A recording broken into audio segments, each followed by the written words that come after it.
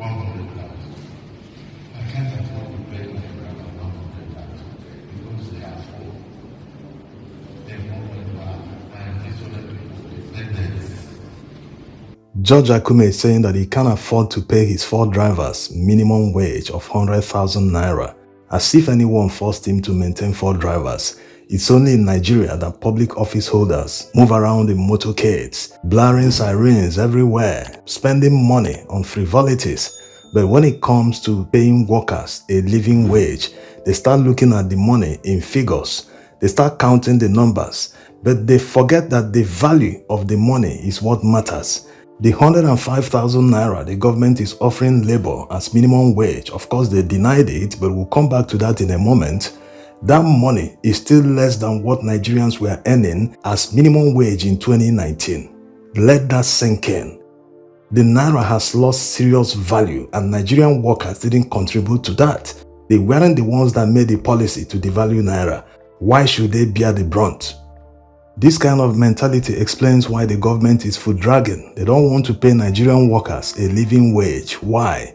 Simply because they want them to be slaving for them. The average Nigerian politician feels like a demigod. He wants people to be bowing to him, coming to demand help and aid from him. He wants to be in control of his environment. That's why they enjoy paying people peanuts, so that they will keep coming back to them. They will keep depending on them. They know that the very day Nigerians start earning enough money that will at least take them home, Nigerian workers will be able to afford necessities of life that their colleagues in other countries take for granted. When that day comes, no one will have time to go and bow to any demigod or any politician. When that day comes, no one will be slaving for anyone. And people defend politicians and say that Nigerian workers are not productive. What does that mean? When an employer advertises for a position in his company, he must have a role that the potential employee must fulfill. It is left for the employer to make sure that the employee is kept busy. It's not the fault of the employee that the employer has nothing for him to do.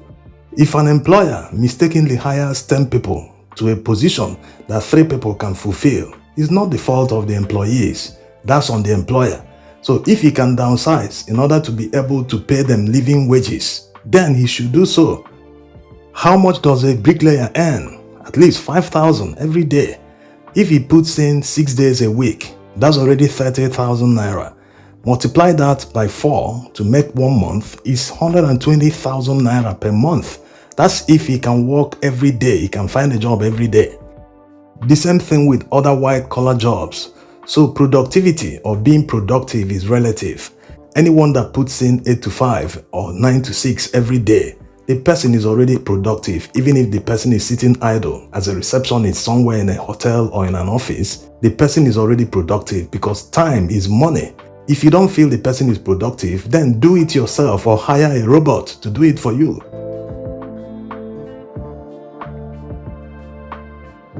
You see, Nigerian politicians don't know how to take advantage of the cheap labor that is available in Nigeria. Rather, they prefer to enslave Nigerians. When you get to a Nigerian politician's house, you see many employees from house help, security guard, sweepers, gardeners, drivers, name it.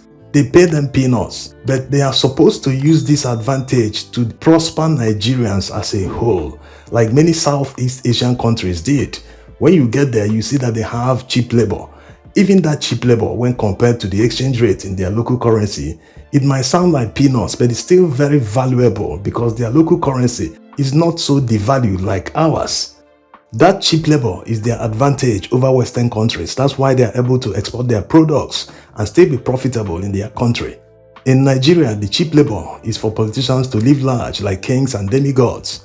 They don't want to use it to prosper everyone and be competitive in the international market. So when a government negotiator like George Akume says that 100,000 naira minimum wage is too much, you understand where he's coming from. If naira wasn't devalued, labor wouldn't start at about 500,000 naira to be negotiating for minimum wage. No, they wouldn't do that. So even the 100,000 naira they are offering today is still too poor for a single person, not to talk of a family man, someone that takes care of 5 kids and his wife. It's not enough. A worker must at least eat 3 times a day. The average meal now is 1,000 naira per meal. 3 times a day is 3,000 naira. At least to and fro transportation per day, 1,000 going and coming, that's 2,000. He goes to work for one day, he must spend at least 5,000 naira. So multiply that by 5 working days, that's 25,000 naira. So that runs up to 100,000 naira per month, excluding weekends. So let's call it 120,000 naira. So if that person falls sick, he's in serious trouble. He wouldn't be able to even buy clothes.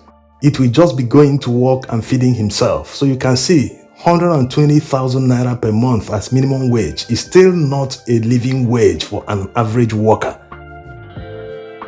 Now let's get back to the denial by Bayo Onanuga that the Minister for Finance Wole Edu and his budget and planning counterpart Atiku Bagudu never proposed 105,000 naira as minimum wage to Tinubu for onward offer to labor unions.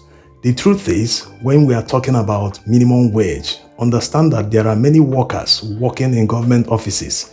These workers suffer, so they have the motivation to leak this kind of information. The 105,000 naira minimum wage offer was leaked from the inside. So who are we going to believe? You see, the reason many people go for government jobs in Nigeria is not just because of the pay, it's just because of the pensions. When the person retires, he will still be earning pensions for life. That's why they don't attract the best of the best to work for the government, because the pay is worthless. It's not worth it to spend that kind of time working for the government when you can earn higher in the private sector. If governance is taken seriously in Nigeria, the government is supposed to be attracting the best of the best to work for them, like it is done in Western countries. And when you attract the best, you have to pay them well enough. They pay peanuts to people who practically offer nothing. They don't provide a service that is worth the amount of money they are earning. Today, federal judges are earning 64 million naira per year. How much do they pay doctors again? What about professors in universities in Nigeria? These are the people they are supposed to be paying this kind of amount of money every year, so as to retain their knowledge. Between a judge and a doctor, whose job is more important? Whose job can save lives? Whose job can people not live without? Definitely not a judge, not to talk of the kind of justice they dispense in Nigeria of today. So this is the priority of the government. They pay people who don't offer any service that will move the country forward. What's the job of a senator? Come to the Senate, stay and shout up and down and go back home. Do that for 1 month, you earn nearly 30 million naira. Imagine that. A Senate that should be scrapped because they offer no value. Yes, Nigeria is poor, but when it comes to paying politicians, we realize that Nigeria is not a poor country. The budget of the National Assembly alone is more than 300 billion naira. What are they doing with that money? How many people? 360 people. They are paying them 300 and something billion naira per year. This is criminal. So if they don't want to pay Nigerian workers a living wage, there are many options they can take that Nigerians will even applaud them for. They can simply reinstate the value of the Naira where it was on May 28, 2023, before the calamity struck.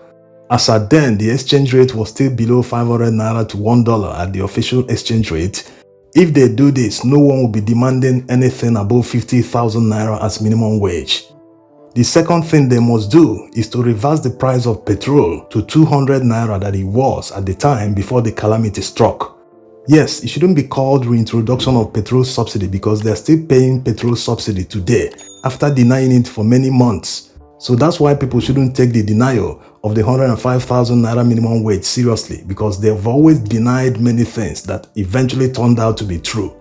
So since it's projected that they will spend 5.4 trillion naira this year on petrol subsidy, they should just reverse the price they met it, which is 200 naira per litre. It doesn't make any sense. They are paying more for subsidy, 3 times more what Buhari paid, and they are selling petrol more than 3 times more than Buhari sold. What is going on here? Thanks for watching.